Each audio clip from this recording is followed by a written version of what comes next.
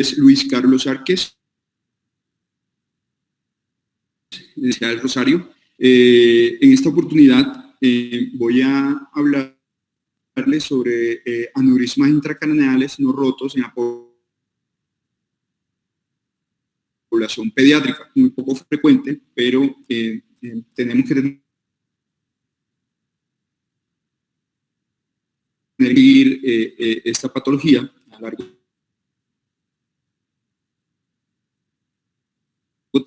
actualizado.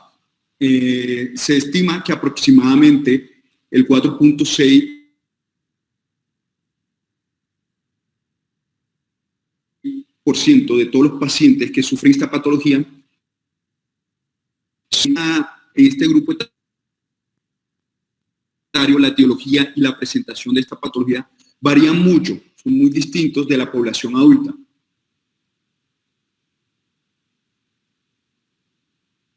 Fue el primero en reportar un caso de hemorragia subaracnoidea, y esto lo hizo en un niño de 15 años,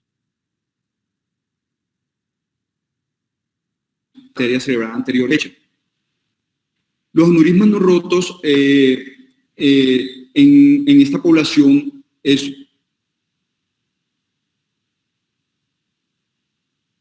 más tendido a cambiar de las neuroimágenes que nos permitan pues hacer un diagnóstico de este tipo de patología de aneurismas no rotos. Se estima que el riesgo anual de ruptura varía de hasta un 25%, y esta variación va a depender de muchos factores, desde la localización del aneurisma, de las características del trauma, del tipo de trauma y la localización del aneurisma también. Es muy infrecuente encontrar este tipo de patologías en los neonatos.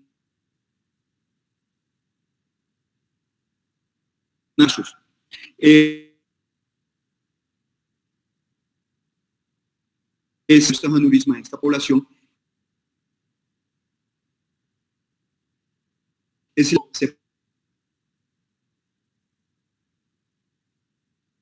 presenta tendencia de incidencia a que se presenten en la población de adolescentes.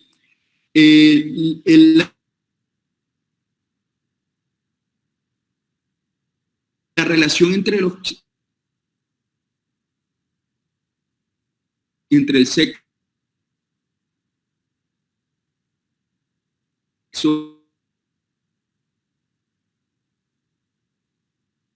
es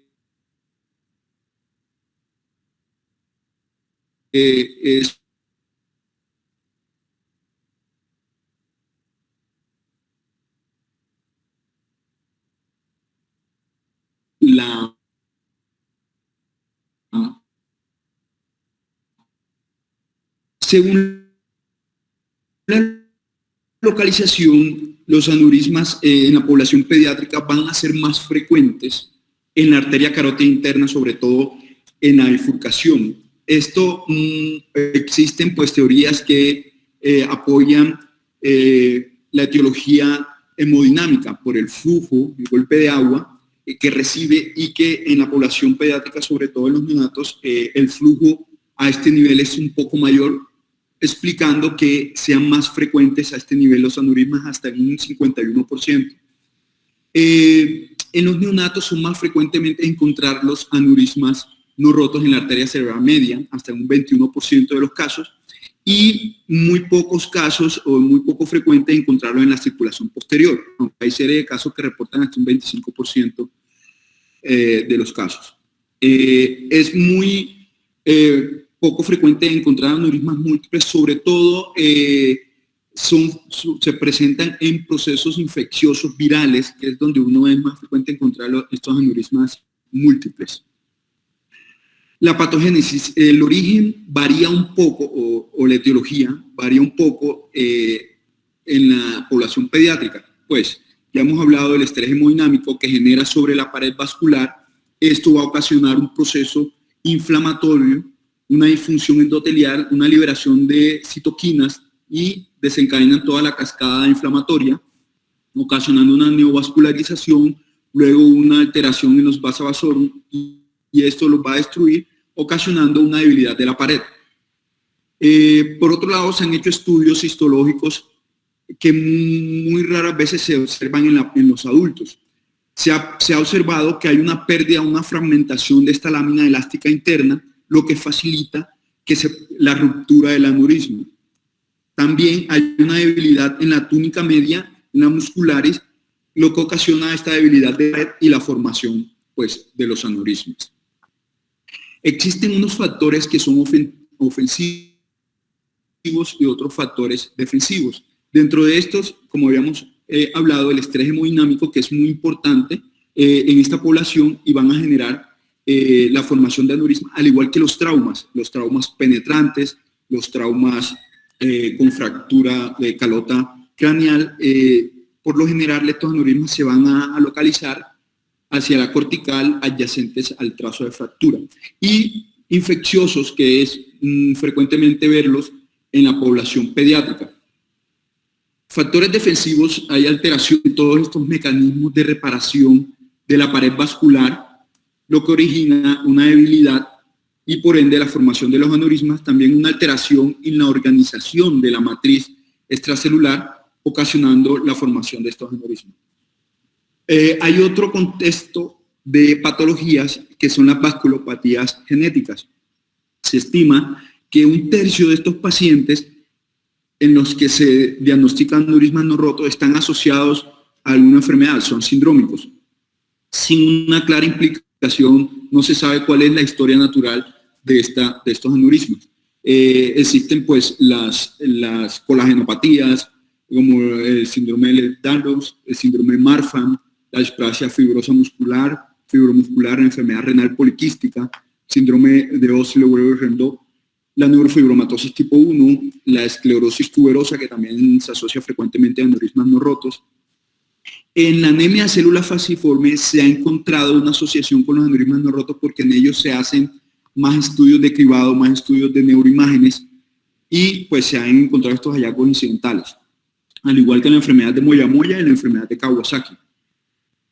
Se ha visto que existe una asociación de hasta un 12.3% de aneurismas no rotos con lesiones tumorales en el cerebro. Esto se explica por la infiltración de estas células tumorales a la pared vascular, debilitándolo y formando los aneurismas. La mayoría de estos aneurismas encontrados son sintomáticos.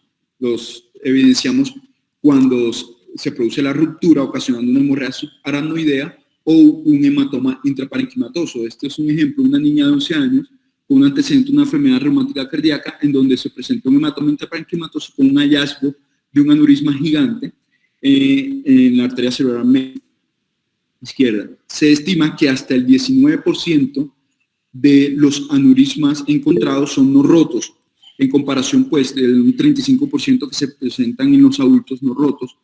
Esto ha venido cambiando en el pasar de los años porque se han venido utilizando más técnicas de neuroimágenes en la población pediátrica, pues con el consiguiente hallazgo incidental. Los síntomas se pueden presentar también por el efecto compresivo local que ocasionan estos aneurismas, ocasionando desde un déficit neurológico focal, hidrocefalia, convulsiones y pues con el consiguiente diagnóstico. Los no rotos, por lo general en la población pediátrica, se manifiestan al igual que una hemorragia subaracnoidea con cefalea. Hasta el 13% de los casos de ACV hemorrágico presentan un aneurisma asociado. Los pacientes por lo general tienen un buen pronóstico en comparación a la población adulta. Hasta un 2/3 de los casos presentan una escala de Junhans de 1 a 3 en los casos de aneurismas rotos y por lo general no presentan comorbilidades.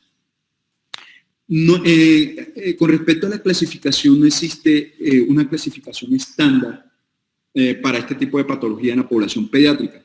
Pues Hetz y colaboradores los clasificaron dependiendo de su etiología y la morfología.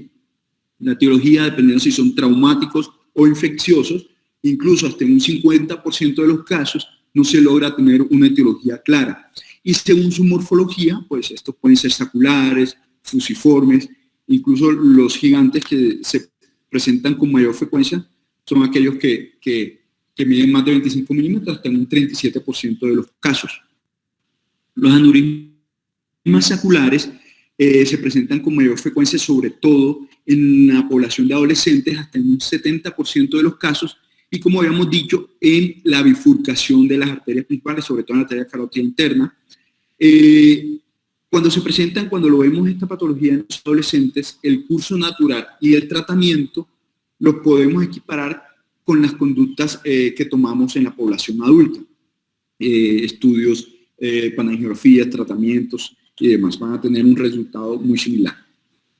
Los aneurismas traumáticos son muy frecuentes, se estima que hasta en el 39% de los casos los podemos encontrar en la población pediátrica.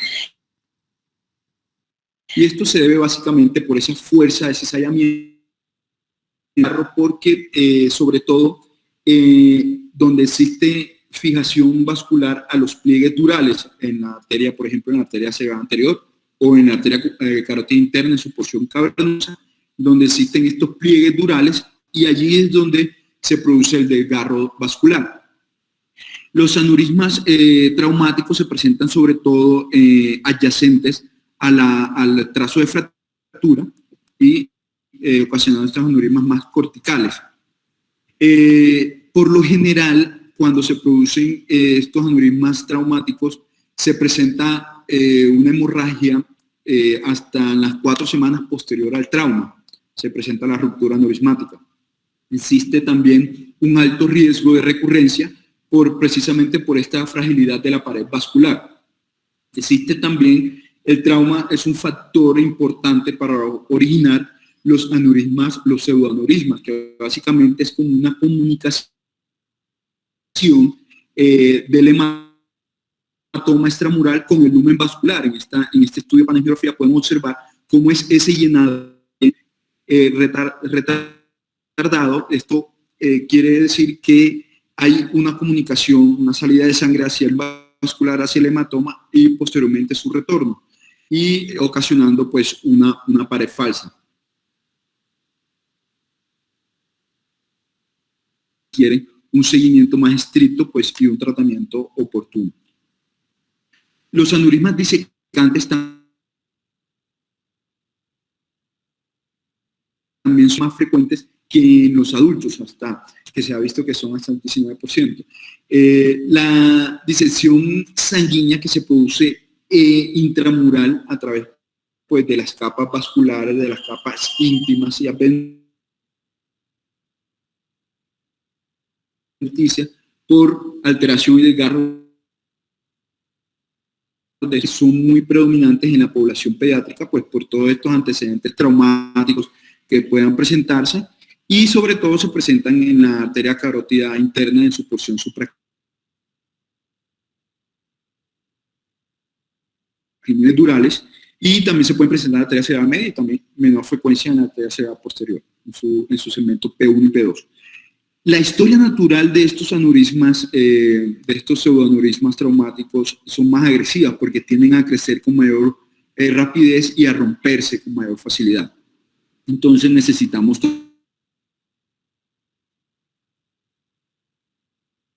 de aneurismas en procesos infecciosos activos. Se ha estimado que en la población pediátrica se presentan hasta en un 15% de los casos, y esto por lo general se producen por una embolia séptica, generalmente por una endocarditis bacteriana, y frecuentemente se localizan hacia la circulación anterior.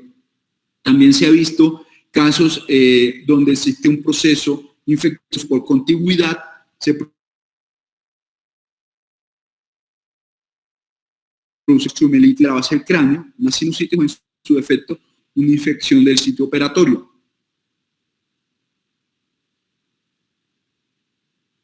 Los criptogénicos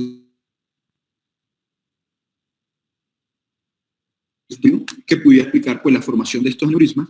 Se dice que pues, toda esta cascada inflamatoria, todo este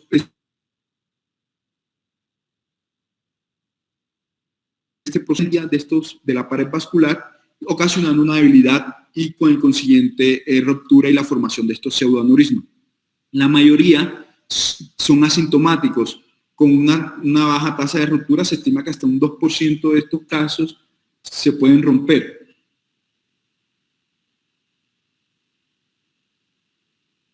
Y sépticos, por lo general se presenta un sangrado a las 48 horas después de este embolismo séptico, con una mortalidad de hasta el 80%. Hay una denominación que son los aneurismas micóticos, pero básicamente esto viene porque hacia 1885 se hicieron reportes de casos de aneurismas aórticos asociados a una enfermedad cardíaca micótica, y pues de ahí viene su nombre, pero básicamente esto por lo general se producen por cepas de estafilococos y cepas de estreptococos, y también se ha visto que son por bacterias gram negativas.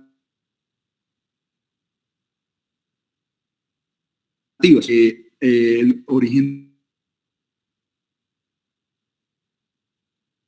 han visto que, sobre todo en estos pacientes inmunocomprometidos, VIH o infecciones virales, son más frecuentemente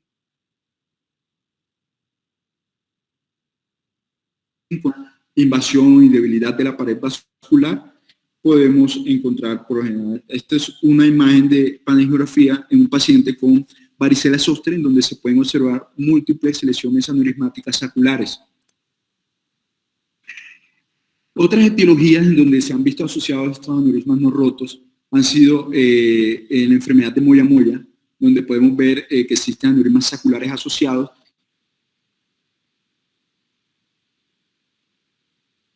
Al nido. En lesiones tumorales como los coriocarcinomas, en este caso un coriocarcinoma de base del cráneo, donde se ven asociados a carótida en su porción supraclinoidea, se han visto también asociados estos casos. En este estudio, publicado en el 2019, sobre aneurismas no rotos en la población pediátrica, se tomaron 51 pacientes y evidenciaron que había una frecuencia sobre todo alta, como lo estima la literatura, en la arteria carótida interna, en su segmento cavernoso por lo general. Y evidenciaron que solo el 13% de estos pacientes presentó un aumento del tamaño del aneurisma entre 1 y 4 milímetros, y ninguno se rompió durante ese seguimiento que hicieron a 4 años. Se informaron que el 10% de estos pacientes presentó una disminución de 8.3 milímetros, que lo más frecuente encontrados, hasta un 70% de estos pacientes, fueron aneurismas características saculares, y estimaron que no había una relación, o que más bien hay una relación inversa entre el tamaño del aneurisma y la tasa del crecimiento. Es decir, informan ellos que los aneurismas más grandes pues tenían una tasa de crecimiento menor, y que existe un riesgo de ruptura hasta 30 veces mayor en estos aneurismas que vemos que tienen una tasa de crecimiento, y por ende tenemos que actuar. Ellos hicieron entonces un seguimiento, o propusieron realizar un seguimiento de 2 exámenes en el mismo año donde se produce el diagnóstico, luego un año después del segundo año, y si existe alguna estabilidad del aneurisma, pues se realizará un seguimiento de 2 a 5 años hasta los 18 años. Ellos presumen que la monitoría de los aneurismas incidentales en la población pediátrica en general es segura. En este otro estudio, publicado con 94 pacientes, evaluaron los factores de riesgos de la ruptura de estos aneurismas intracraneales.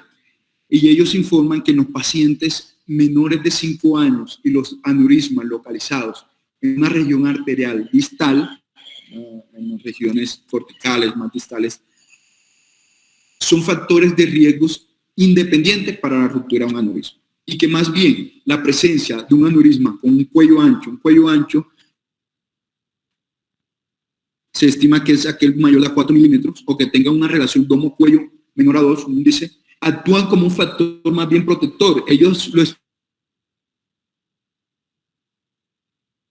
que el flujo sanguíneo a este nivel es un poco más lento y baja la tensión de cizallamiento en el saco aneurismático, y estiman que esto es un factor pues protector. para ruptura de los aneurismas.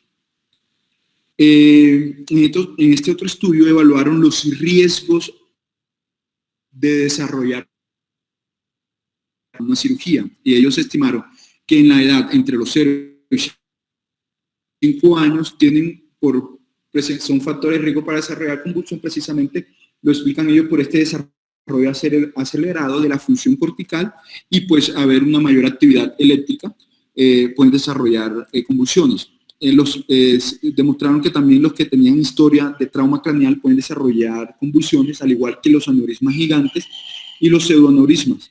Y los aneurismas también localizados en regiones distales de las arterias tienen mayor riesgo de ocasionar convulsiones. El seguimiento, bueno, este ha sido un tema bastante, pues, que está en proceso, bastante,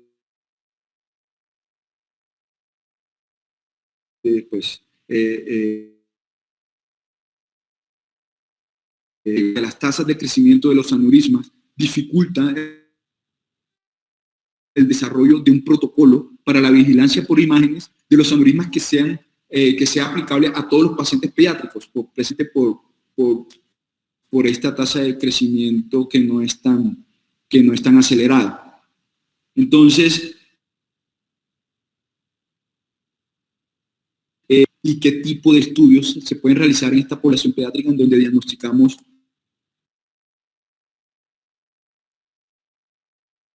de la etiología del aneurisma, la morfología del aneurisma, la localización? Todo eso son factores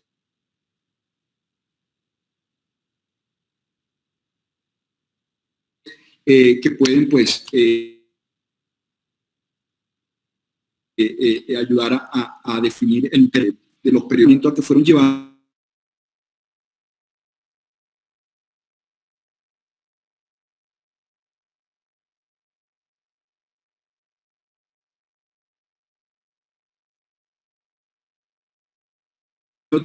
o con angiografía por sustracción digital. Entonces, en este estudio, una revisión sistemática, pues, de varias instituciones de salud en Estados Unidos crearon protocolos para hacer el seguimiento de estos pacientes, y básicamente ellos tomaron como estudio de partida la angioresonancia, la resonancia simple, ya sea en tiempo de vuelo, para evaluar estos casos en donde se diagnostica un aneurisma incidental en la población pediátrica. Algunas instituciones dicen de realizarlo cada 2 a 5 años, pues dependiendo de los factores de riesgo que tenga el paciente, y si este estudio es de baja calidad, pues sugerir la angioresonancia o sugerir la angiografía por sustracción digital. Otras instituciones indican realizarlo al año, a los 3 años y a los 6 años, y así cada 5 años. Otras instituciones dicen realizar la resonancia anual, otras dicen realizarla a los 6 meses, al año, a los 3 años, a los 5 y a los 10 años. Y pues cada institución ha desarrollado su protocolo para hacer el seguimiento de estos pacientes. En este estudio que se realizó precisamente considerando todas estas recomendaciones para los seguimientos de los aneurismas no rotos en la población pediátrica, ellos dicen que cuando uno se encuentra ante una patología de un aneurisma roto incidental, si es no complejo, ellos llaman un aneurisma complejo aquellos aneurismas gigantes mayor de 25 milímetros que sean bilobulados, que tengan más de 2 sacos aneurismáticos, que sean fusiformes o disecantes, o que tengan una morfología no sacular, y también que tengan una rama arterial que provea ya sea del cuello o del domo del aneurisma. Estos son los criterios que ellos clasifican como aneurismas complejos. Entonces, cuando un aneurisma no es complejo y que tenga una buena calidad de imagen en la angioresonancia, pues pueden hacer un seguimiento anual hasta los 5 años. Si este aneurisma presenta una estabilidad, no ha progresado en su tamaño, entonces realizar seguimientos cada 5 años de por vida, dicen ellos, con angioresonancia. Cuando si observan algún cambio, un aumento del crecimiento, pues ya se le hace un estudio de angiografía por sustracción digital para mayor caracterización de la morfología y pues incluirlo ya en el algoritmo terapéutico según la institución.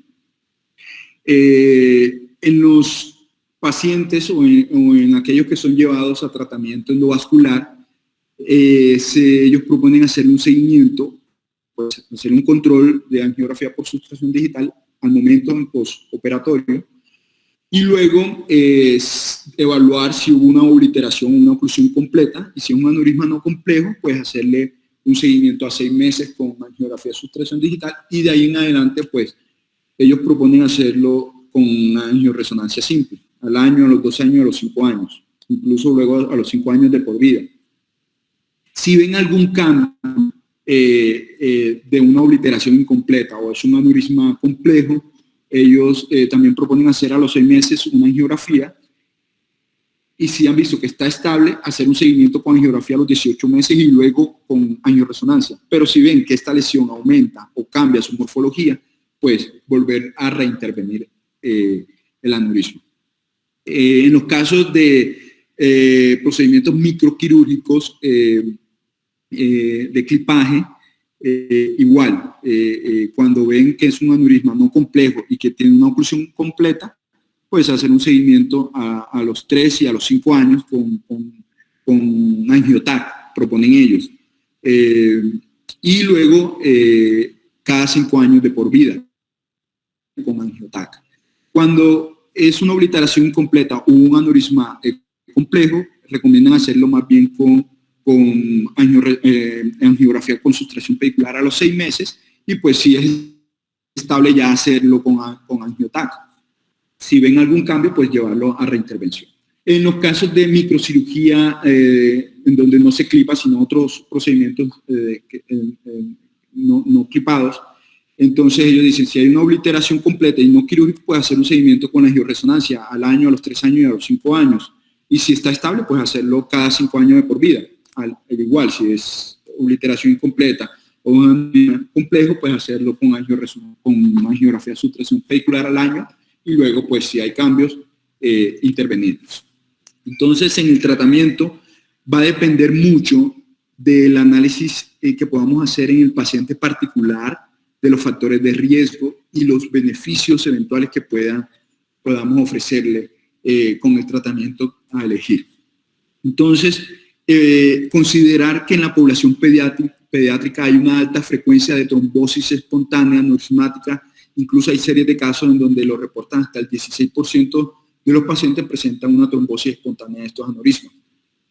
Al ser una población pediátrica tenemos una expectativa de vida más larga y tenemos que evaluar también que el tratamiento a elegir sea un tratamiento duradero, que tengamos bajas tasas de recidiva o de neoformación del aneurisma. También los resultados en el seguimiento a largo plazo no están muy bien caracterizados pues, como en la población adulta y no podemos saber si estos protocolos, estos estudios que se han desarrollado en la población adulta en los aneurismas no rotos, como el ICUIA y el UCAS, traspolarlos o extrapolarse a los niños. No está muy claro esa parte. También debemos evaluar muy bien la morbilidad que puede ocasionar el tratamiento y la experiencia del centro. Esto es muy importante. La experiencia como tal del profesional, del cirujano o a qué tratamiento ofrecerle. Sanay y colaboradores informaron que existen pues, datos a favor del tratamiento microquirúrgico sobre el endovascular, pero Cacarla y colaboradores también informaron que el tratamiento microquirúrgico no es tan efectivo como se cree y que ambas opciones, tanto el endovascular como el microquirúrgico, son equivalentes. Hay que individualizar esta terapia y básicamente depende de factores clínicos y las características morfológicas del aneurisma. En los casos de aneurismas disecantes también se puede optar por el manejo antiplaquetario y anticoagulantes, en donde se ha documentado trombosis espontáneas con el tratamiento en estos casos de aneurismas disecantes. El clipaje de los aneurismas se ha reportado en algunas series que no tienen un riesgo de recurrencia. En otra serie de casos informan hasta un 2.6% de riesgo de recurrencia cuando se realiza el clipaje. Y una formación de un nuevo aneurisma hasta en un 8% de los casos. Lo que no sucede con el tratamiento endovascular, que informan hasta un 20% de recurrencia de los aneurismas y una formación de un nuevo aneurisma hasta un 27% de los casos. En estos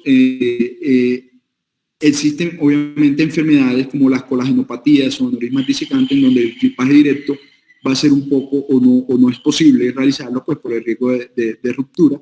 Entonces, se ha dicho que operatoria al momento de clipar el aneurisma, hasta un 35% de morbimortalidad. La terapia endovascular no es permisible, pues también tiene sus indicaciones, y no es permisible en aquellos aneurismas con un cuello pues grande, con relación domo menor a 2, donde pero igual ya se han desarrollado nuevas técnicas, ya sea diversores de flujo, en donde pues cada vez más se ha optado por el manejo endovascular de estos casos. También hay que evaluar muy de cerca la dosis de exposición a la radiación y la utilización del medio de contraste en los pacientes pediátricos. Se ha informado que hasta un 6.5% de las complicaciones están asociadas a procedimientos de panangiografía cerebral. Los STEM y los diversores de flujo, que han salido nuevos estudios que han informado que en general son seguros utilizarlos en la población pediátrica, aunque todavía no tienen una aprobación pues definitiva de la FDA, pero pues hay muchos estudios en curso. En la población pediátrica tiene una característica, que es que ellos tienen una mejor tolerancia a la oclusión de un vaso principal, precisamente pues por toda esta morfología, la extensa circulación colateral que puedan tener y demás, que los hacen pues mayor tolerante a estos casos.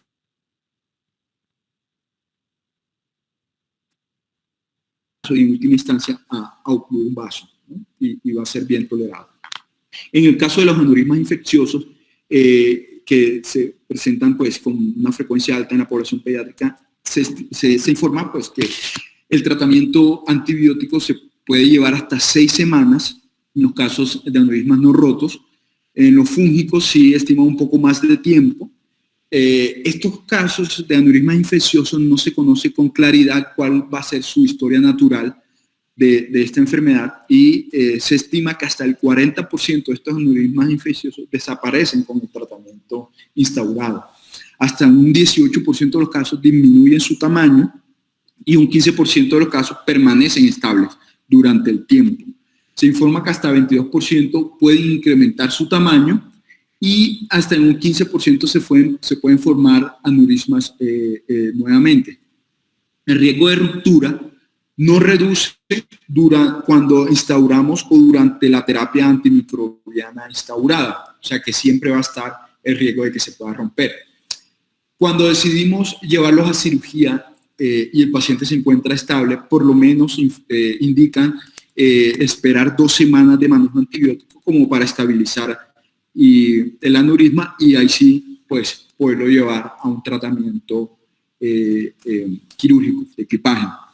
Se han propuesto esquemas de seguimiento y de tratamiento. Este es un flujograma pues, de la Universidad de Texas, donde ellos proponen, dependiendo de si es un aneurisma roto o no, cuando es un aneurisma no roto, llevarlo a 6 semanas de tratamiento antibiótico, y si resuelve, pues hacer un seguimiento clínico a largo plazo.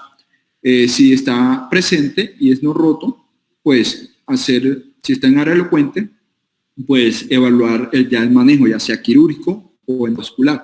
Y si no está en un área elocuente, pues ya se puede llevar a manejo endovascular, dependiendo. Y si ya está roto, pues hay que eventualmente tratarlo. Los resultados que se han visto, pues, han sido mejores en comparación con la población adulta.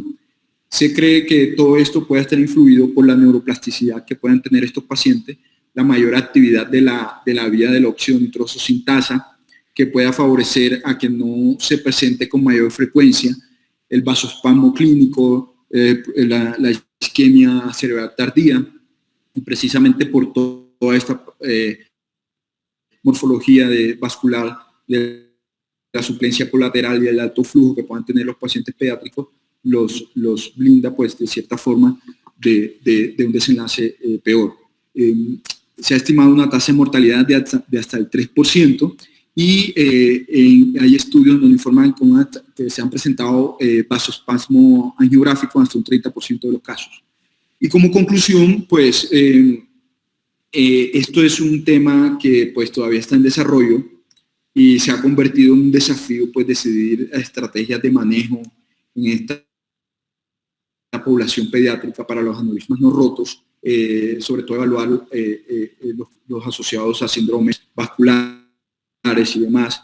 Entonces, cada institución opta por tener su protocolo y después, más adelante, pues, evaluar sus resultados y seguimientos a largo plazo.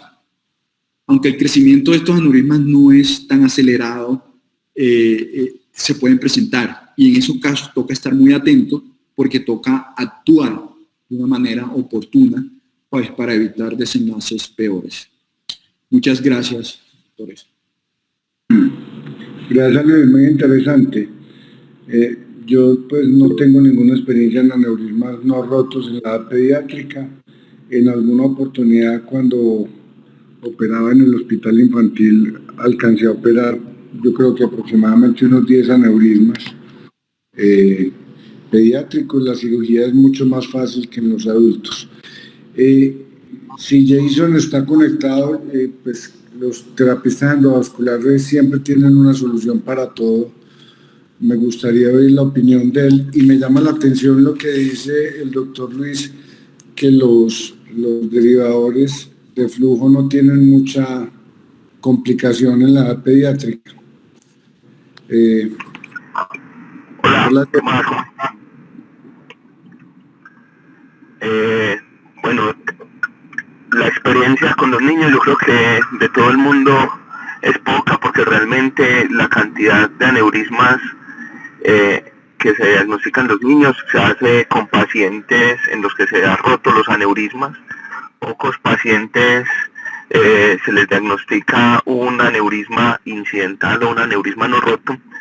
Sin embargo, he tenido la posibilidad de revisar la literatura, y dentro de la formación, mientras estuve haciendo el fellow, vi el seguimiento y el tratamiento de unos cuantos pacientes manejados con aneurismas no rotos. Dentro de ellos ya el seguimiento de pacientes ya en la vida adulta que habían sido tratados previamente con diversores de flujo, con una reconstrucción total del vaso y sin las complicaciones que son temidas de los aneurismas diversores de flujo. Dentro de la charla hubo como varios puntos que me llamaron la atención, y es que la charla tendía a hacer seguimiento de la mayoría de los pacientes con aneurismas, y los criterios de tratamiento eran criterios un poquito extremos, pues los aneurismas gigantes o los aneurismas irregulares con aumento de tamaño. Aún esos vi, pues, que se llevaban a seguimiento a través de muchos años y con un periodo de seguimiento un poquito espaciado. Eso llama la atención porque realmente, si bien la tasa de ruptura de aneurismas en los pacientes en edad pediátrica es menor que la que uno ve en los pacientes adultos, el riesgo de un aneurisma diagnosticado en un paciente pediátrico, sobre todo si es irregular, la tasa de ruptura realmente puede ser mayor. Entonces, abocarnos al manejo conservador de la mayoría de los pacientes no es una opción, sino más bien identificar cuáles son los que realmente tienen baja tasa de ruptura, y en esos de pronto hacer un seguimiento anual, no tan espaciado como cada 5 años, sino un seguimiento anual con la modalidad que se prefiera, pues dependiendo del sitio donde se esté. Yo creo que todos los pacientes con diagnóstico de aneurisma en edad pediátrica son tributarios de una arteriografía cerebral que en ella se pueden ver realmente las características y los riesgos de ruptura que puedan tener. Entonces, antes de tomar una conducta de seguimiento, ¿no?, hacer la arteriografía y perfilar los factores de riesgo de ruptura. Básicamente es eso. Entonces, no tanto manejo conservador como lo planteaban en el transcurso de la charla, sino es establecer cuáles tienen factores de riesgo de ruptura por tamaño, localización y morfología, y definir el manejo de estos pacientes. Gracias, Jason. Sí, a mí también me llamó la atención eso. Me parece, pues, dentro de la ignorancia, muy riesgoso seguir un aneurisma de estos, sabiendo pues las consecuencias que puede tener. La pregunta que te hago, Jason, es, en términos generales, ustedes como terapistas endovasculares, para este tipo de pacientes, ¿qué prefieren, la terapia endovascular o la cirugía? Porque como me explicó Luis, la diferencia no es mucha, pero yo quisiera oírlo desde el punto de vista de un experto como vos.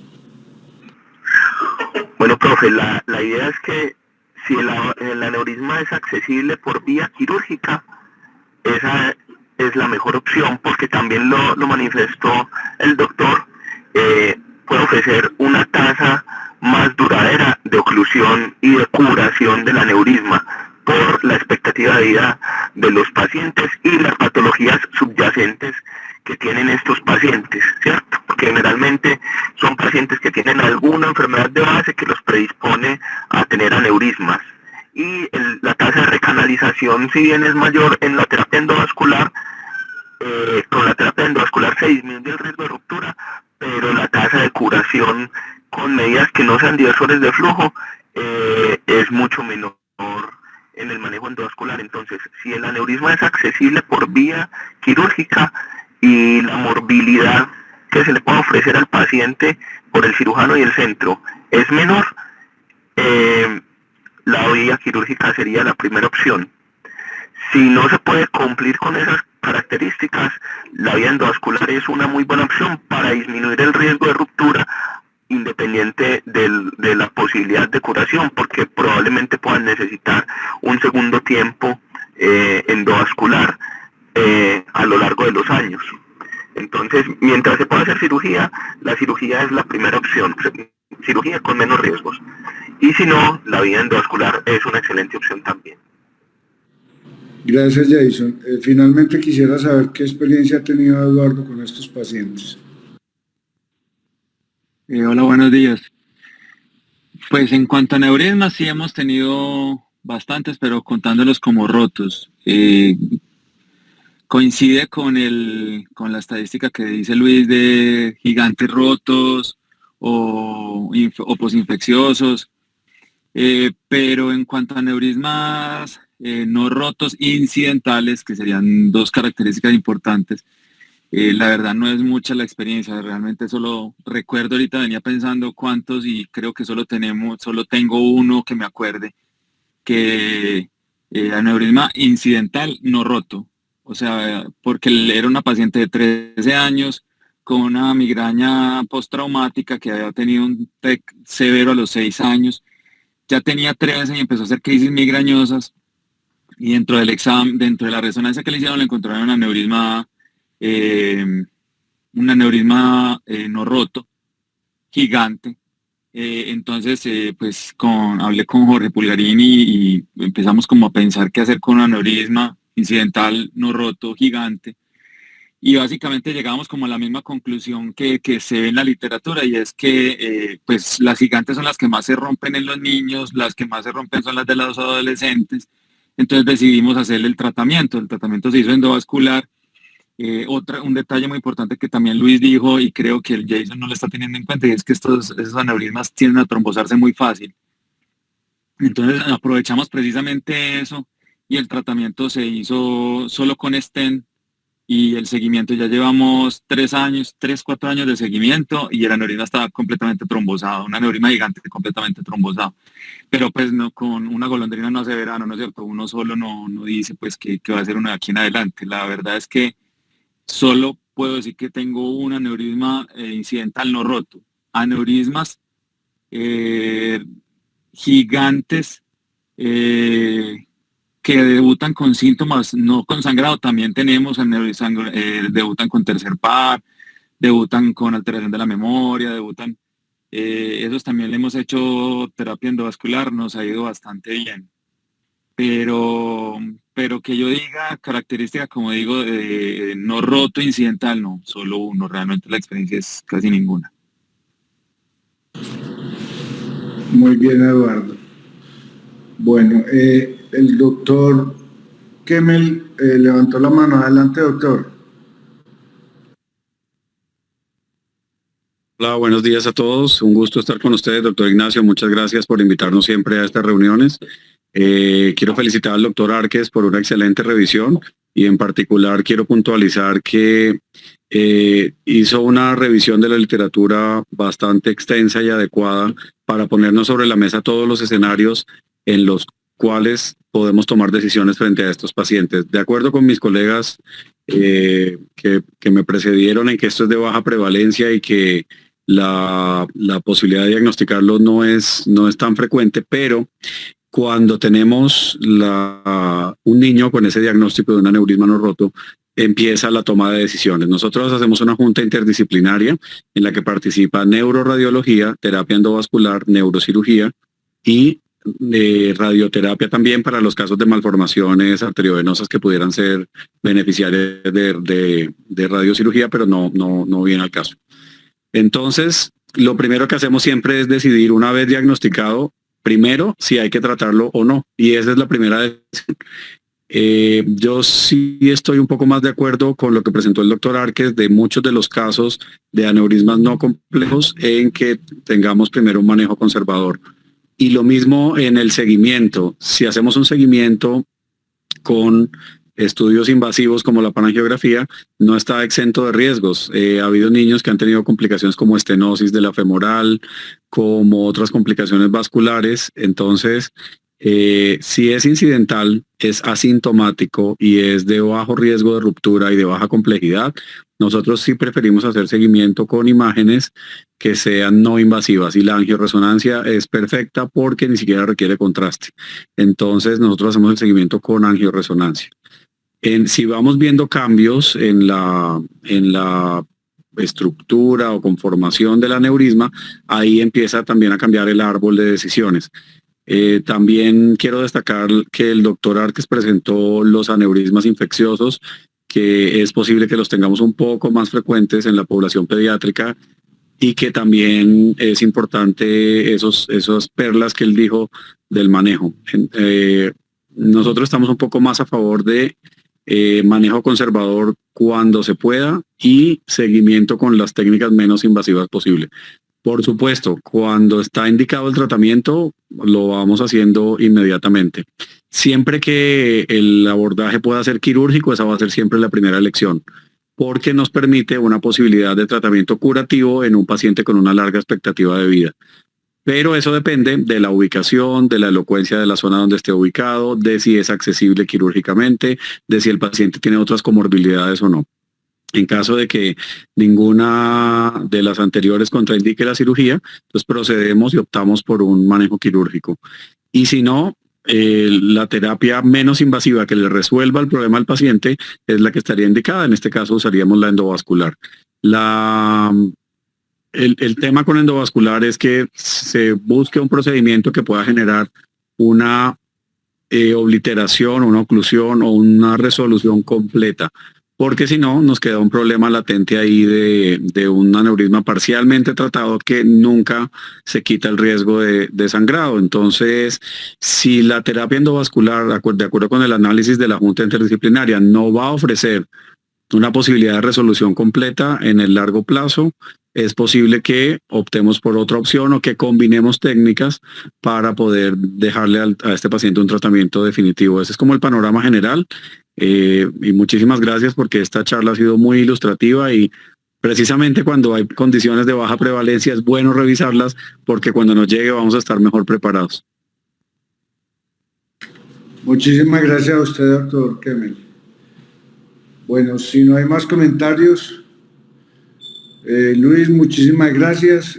¿Tenés algún otro comentario después de lo que han dicho los profesores? Muchas gracias, doctores, por sus comentarios. quisiera de pronto adicionar un datico que me llamó mucho la atención, pues que lo leí en esta parte de los tratamientos, que se ha visto que han hecho un análisis cuando se forman estos aneurismas nuevos en los pacientes que han sido llevados a angiografía por sustracción o panangiografía. Han reportado, hay serie de casos que han reportado hasta el 27% de formación de nuevos aneurismas. Se cree que por este mismo trauma de la pared vascular que ocasiona el catéter al momento pues, de avanzarlo. Ellos pues, llegaron a esa conclusión, ¿no? Ok. Bueno. Hola, Nacho. ¿Cómo estás? Hola. ¿Me escuchas? Hola, Pacho. Sí, claro. Adelante, Pacho. Bueno, digamos, yo pienso que es un poco difícil uno encontrar aneurismas en niños que no vayan a tener una progresión, ¿cierto? Porque de entrada, digamos que partimos de un vaso inmaduro que es anómalo, ¿cierto? Que muchas veces, como el 30%, no sé cuánto mostraste, Luis, qué pena, llegué un poquito tarde, está correlacionado con algún síndrome. Entonces, esos pacientes tienen una progresión muy alta de aumento del tamaño o cambio de la morfología o ruptura del aneurisma. Por eso yo, digamos, comparto un poco más la idea de Jason de que es mejor intervenirlos, ¿cierto? No es la misma fisiopatología del aneurisma del paciente adulto. De base ya tenemos una alteración mayor del colágeno y de todos los tejidos. Eso es como lo primero. Nunca he visto un aneurisma en niños que se quede quieto. Mi experiencia también es pobre, pues como la de todos. Tengo como unos 3 casos y todos han progresado, asociados a otros síndromes, incluso en algún paciente que se desconoce pues qué síndrome, pero tiene una anomalía de todos los vasos del cerebro. Eso es lo primero para tener en cuenta. No sé en las series que revisaste cuántos de esos pacientes no progresan, porque pues si uno ve que la mayoría progresan, no tiene mucho sentido hacer seguimiento. Y lo segundo es que pues en esta patología indiscutiblemente la cirugía es la primera opción, ¿cierto?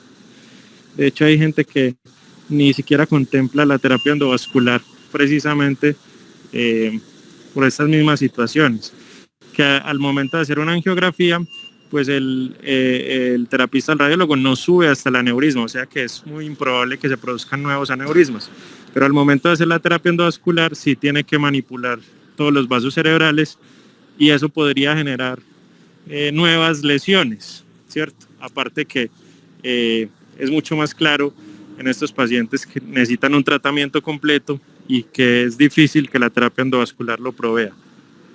Esos son como mis comentarios. Muchas gracias.